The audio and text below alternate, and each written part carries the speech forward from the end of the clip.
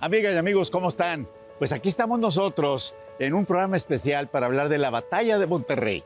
Queremos que nos acompañe para todo el recorrido, porque en esta ciudad se celebró un evento militar muy importante que marcó a nuestra ciudad como una ciudad heroica, porque llegó el ejército norteamericano con armamento muy superior, un número de soldados y de efectivos muy superior también a los nuestros, y aquí se celebró una gran batalla. Estamos en el Puente de la Purísima, así se le llamaba anteriormente. Ahora es el Canal de Santa Lucía y la calle Diego de Montemayor. Esta calle de Diego de Montemayor se llamaba Calle de la Presa Grande, porque había dos presas, esta era la Presa Grande y la Presa Chica estaba en Doctor Cosa. Muy bien, bueno, pues aquí era una trinchera y además tenía todo lo suficiente como para enfrentar a los norteamericanos, y los mexicanos que venían de los otros fortines llegaron aquí. Se celebró una gran batalla que ganaron los mexicanos. Ganaron los mexicanos y los corretearon a los norteamericanos, y García Rejón, que era el jefe de este grupo de soldados mexicanos, estuvo presionando hasta que los llevaron, fueron correteando atrás de ellos hasta el bosque de Nogalar allá en San Nicolás, y por lo tanto este fue pues una victoria en medio de toda la batalla. Monterrey es una ciudad heroica por muchas causas. Una de ellas, la más importante, es por la Batalla de Monterrey. Acompáñenos en el recorrido por nuestra ciudad. Estaremos en los puntos más relevantes de esta que fue la gran Batalla de Monterrey.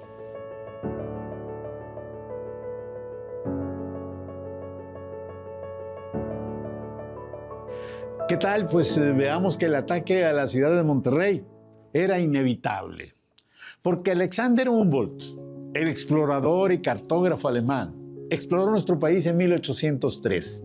Luego incursionó por Estados Unidos, en donde, rompiendo su promesa, entregó la cartografía mexicana al gobierno norteamericano. Este documento evidenciaba que para llegar a la Ciudad de México, la mejor ruta pasaba por nuestro Monterrey. En 1809, el conde de Onís advirtió al rey de España que la tecnología militar de Estados Unidos era un peligro para la Nueva España. Propuso reforzar y colonizar la frontera, pero sucedió lo contrario. Se colonizó Texas con sajones protestantes. Después, y haciendo México independiente, Manuel Mitterrand advirtió del mismo peligro al presidente Guadalupe Victoria. Todo porque la diferencia tecnológica entre ambas naciones era abismal. México usaba armas que antes de disparar se le debía limpiar el cañón con una escobetilla, colocar fulminante, pólvora, la bala o perdigones y compactar todo con una varilla. El disparo tiene una precisión segura de 15 a 20 metros y a los 50 metros ya era errático. Las armas no todas eran iguales. Unas tenían 100 años de uso y otras eran hechizas y de varios calibres. En cambio, los norteamericanos usaban el rifle Mississippi, también de alimentación frontal, pero en una pequeña bolsa estaba todo: el fulminante, la pólvora y el proyectil. No requería limpiarse, con una precisión de 50 metros y alcance de 120. En cuanto a los cañones de México, algunos eran de tiempos coloniales y otros de la época de la insurgencia. Muy pocos de largo alcance, pero muchos habían sido campanas de iglesia modificadas, habilitadas como cañones, y requerían el mismo procedimiento que los arcabuces. Y casi cada cañón tenía su propio calibre con alcance menor a los 100 metros. Y los cañones norteamericanos eran de dos tamaños nada más, unos semiportátiles y otros adaptados a una carreta.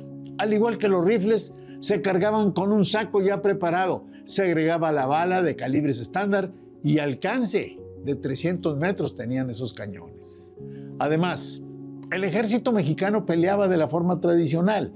Primero atacaba la infantería, después le apoyaba la caballería, y si el enemigo se acercaba, ya se utilizaba la artillería.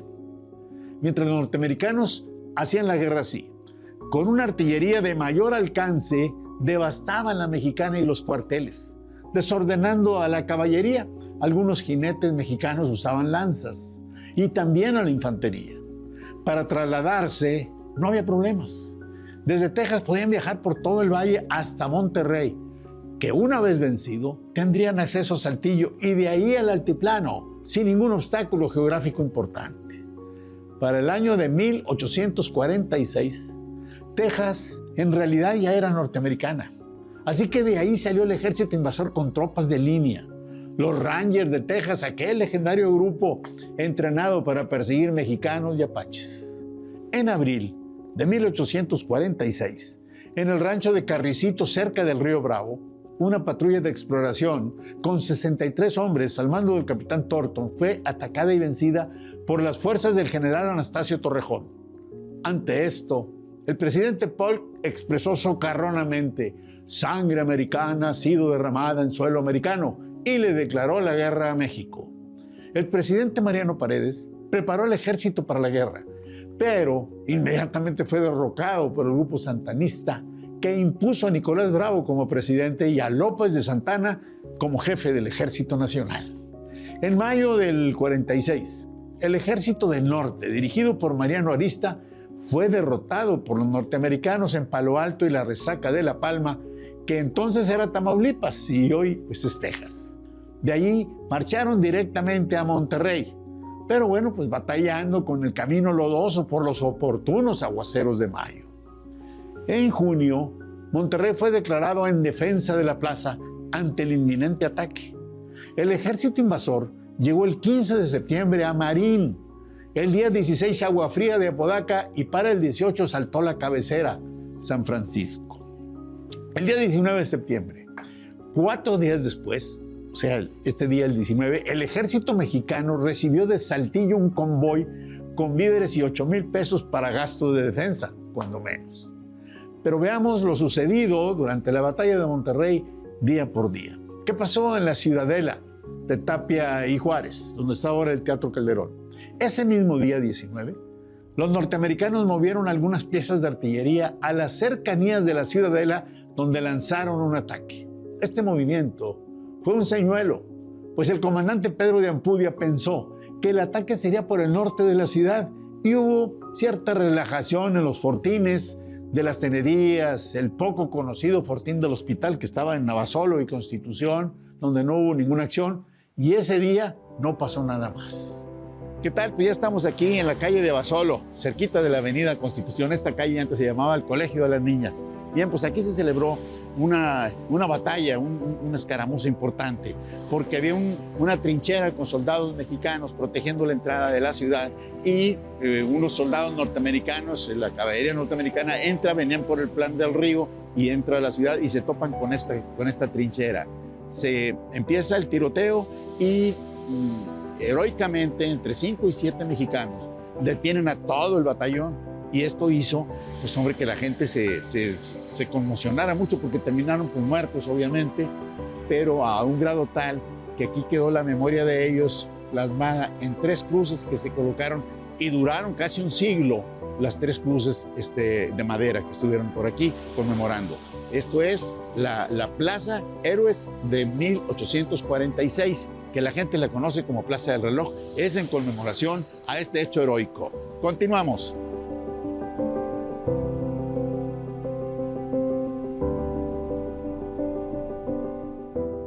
El 20 de septiembre, las tropas de Taylor acamparon en el bosque Nogalar de Santo Domingo y se dividieron en 2 frentes. El comandado por el general Ward, con la misión de tomar el obispado, y el otro dirigido directamente por Zachary Taylor, para atacar los diversos fortines que había en la ciudad. Taylor tomó la villa de Guadalupe y de ahí lanzó una expedición de reconocimiento, mientras Ward y los voluntarios del capitán Hayes avanzaban hacia el obispado. En San Jerónimo se enfrentaron las caballerías. La nuestra era dirigida por el tapatío Juan Nepomuceno Nájera, jefe de lanceros de Jalisco. Pero cuando la caballería mexicana estaba en notoria ventaja, se les ordenó replegarse a las faldas del Cerro del Obispado. Entonces, la caballería norteamericana trató de atacar al obispado, pero los mexicanos, con un buen manejo de la artillería combinada de los fuertes del obispado y de la Federación, que estaba sobre la Loma Larga, donde hoy está el edificio del Poder Judicial de la Federación, los obligaron a replegarse. Por la tarde del día 20, los invasores cerraron el camino a Saltillo y a Los Topos, aproximadamente donde hoy está la colonia Niño Artillero. Este fue un buen día para los mexicanos. El 21 de septiembre, que es el día siguiente, amaneciendo, la caballería mexicana atacó a los norteamericanos en el camino al Topo. Pero a pesar de que Nájera tomaba ya cierta ventaja, recibió la orden de concentrarse en el cuartel general de la catedral. Bueno, veamos lo sucedido en el Fortín de la Federación, la loma larga que platicábamos hace un momento. Una expedición norteamericana avanzó de Guadalupe al poniente, por el lecho del río Santa Catarina, y cuando fue descubierta, también fue perseguida por la caballería mexicana. Entonces, los invasores no pudieron avanzar a caballo por el río. Se desmontaron y se dirigieron al sur, subiendo a la loma larga, y tomaron por sorpresa y por la retaguardia al Fortín de la Federación, que apuntaba sus cañones al poniente, pero tenía la gola, es decir, el portón, por el lado oriente. Sorprendidos, los mexicanos pelearon cuerpo a cuerpo, pero fueron derrotados y los invasores tomaron el Fortín de la Federación. Y así utilizaron las propias armas mexicanas para atacar, sorprendiendo a los defensores del Cerro del Obispado, que bueno, esperaban otra cosa, obviamente. Apoyados por la artillería del Fortín de la Federación, los norteamericanos pudieron escalar fácilmente la falda oriente del Cerro del Obispado. Sin embargo, 300 mexicanos dirigidos por el teniente coronel Francisco Berra resistieron el embate de cerca de 1000 norteamericanos. La desventaja no solo era numérica, sino tecnológica, como ya lo vimos antes, pero ellos resistieron hasta el día siguiente, es decir, el 22 de septiembre. ¿Y qué sucedió mientras? En la Plaza Héroes de 1846, o Plaza del Reloj, que está en Constitución, Abasolo y Naranjo, un grupo de soldados invasores se dirigieron también por la Vega del Santa Catarina con rumbo al poniente. Pasaron a un lado del Fortín de Tenerías y bajo un fuego ligero, digamos, repentinamente giraron hacia la ciudad, atacando una pequeña trinchera que estaba ubicada en lo que hoy es Constitución, Abasolo y Naranjo, donde ahora hay la plaza que decíamos, una plaza llamada Héroes de 1846 o Plaza del Reloj, que le dice la gente. Los norteamericanos vencieron fácilmente a esa pequeña guarnición mexicana, por lo que pudieron entrar a la ciudad. Y mientras, pues, ¿qué pasaba en Tenerías? Tenerías estaba en Washington y Héroes del 47.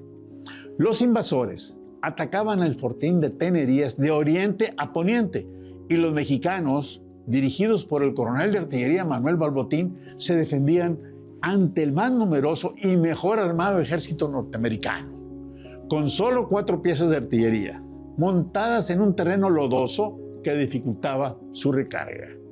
Como el Fortín de las Tenerías tenía la gola al poniente, los mexicanos atacaron por el oriente, pero los norteamericanos, que entraron por la Plaza Héroes de 1846, se desplazaron entre las milpas y los sorprendieron por el poniente. Pero los nuestros, aún cercados, en vez de rendirse, se lanzaron a punta de bayonera y cuchillos contra los invasores, causándoles grandes bajas para luego replegarse al Fortín del Diablo.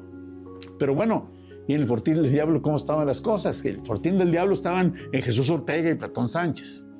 Una vez recuperados los norteamericanos del valeroso ataque de los héroes que habían abandonado el Fortín de Tenerías, pues lo ocuparon y lanzaron una feroz ofensiva sobre el Fortín del Diablo, defendido por el teniente coronel Calixto Bravo y un capitán de artillería de apellido Arenal. Los mexicanos debieron retirarse a una serie de barricadas ubicadas en el Puente de la Purísima.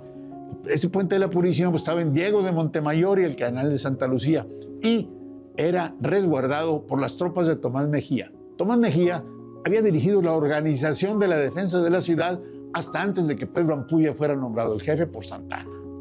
¿Y qué sucedía en el Puente de la Purísima? Que estaba en Diego de Montemayor sobre el Canal de Santa Lucía. En uno de los momentos de mayor valor de los mexicanos, las tropas reunidas en el Puente de la Purísima, al caer la tarde, lanzaron una ofensiva contra el ejército norteamericano, que sufrió más de 100 bajas y tuvo que huir a su cuartel en el bosque del Nogalar. Así, los mexicanos recuperaron el Fortín del Diablo, y los héroes de ese día fueron Tomás Mejía, 300 hombres de Aguascalientes y Querétaro. Entonces, Mejía envió la caballería del general García Conde a Degüello a derrotar definitivamente al invasor. En los primeros momentos de la persecución, los lanceros a caballo mataron a otros 50 norteamericanos. Pero inexplicablemente, Pedro de Ampudia dio la contraorden de solo perseguir a los invasores hasta su cuartel en el bosque de Nogalar sin atacarlos.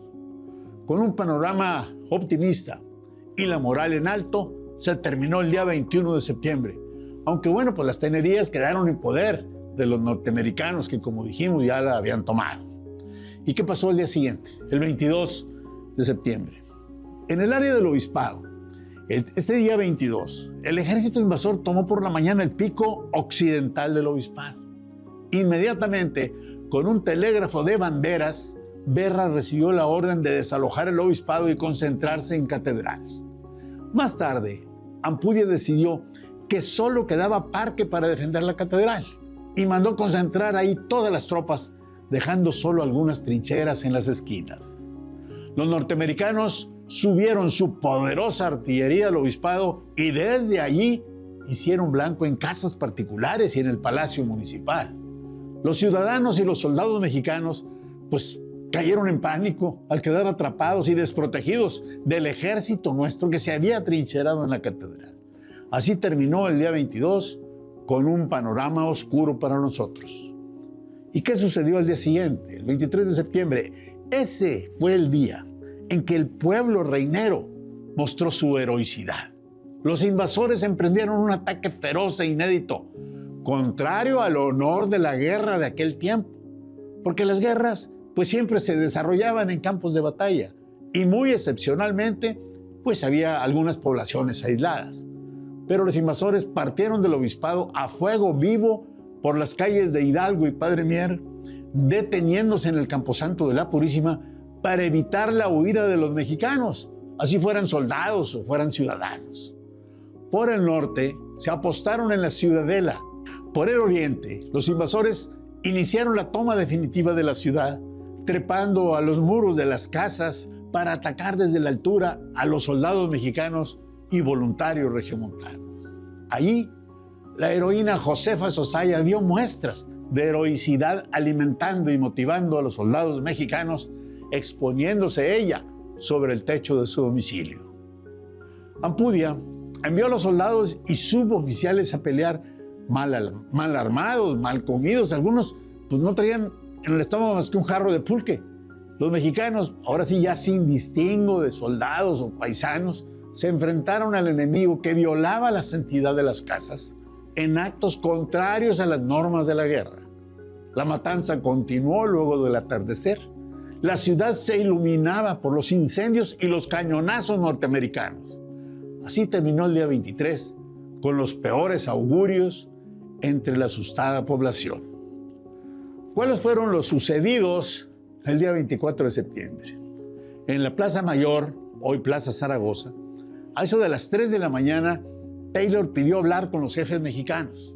Aparentemente quería una tregua, pero para su agradable sorpresa, Ampudia tomó la palabra para capitular, aunque la batalla aún no estaba decidida.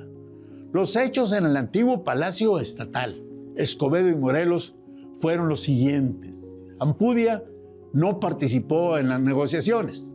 Los que parlamentaron fueron los generales Requena, García Conde, por cierto, este hombre deseaba luchar hasta la muerte, y el legendario héroe de la Federación y la democracia, Manuel María de Llano. Las condiciones fueron que el ejército mexicano se retiraría con escaso armamento y alimento, y los norteamericanos no avanzarían en 7 semanas con la utópica esperanza de que ambos gobiernos nacionales llegaran a un acuerdo. Además, se respetarían las autoridades mexicanas. Sí, pero el Congreso del Estado y el Tribunal pues, ya se habían disuelto, y el gobernador Francisco de Paula Morales movilizaba su ejército a Linares. Ya los hechos del 26 de septiembre fueron los siguientes. El ejército mexicano abandonó la ciudad. El ayuntamiento de Monterrey quedó como la única autoridad mexicana en constante enfrentamiento con la comandancia norteamericana, y la burda ocupación duraría poco más de 2 años con varios gobernadores que ni siquiera sabían hablar español. Los generales Antonio Canales Rosillo y José Urrea se opusieron a la rendición y formaron guerrillas que resistieron la ocupación norteamericana. Y aún después de firmado el Tratado de Guadalupe Hidalgo, proponían una guerra contra Estados Unidos hasta recuperar los territorios perdidos o que se derramara la última gota de sangre mexicana. Esta narración, amigas y amigos, corresponde a uno de los momentos más difíciles de nuestra historia, cuando el horrendo rostro de la guerra se mostró en la ciudad. Pues amigas y amigos, gracias por acompañarnos. Así fue como nosotros recorrimos los lugares más importantes de la batalla de Monterrey. Así fue como celebramos y conmemoramos este hecho histórico tan importante para la vida de nuestra ciudad. Estamos con ustedes, gracias, en la próxima nos veremos, pero por ahora recorrimos y recordamos esta gran batalla de Monterrey.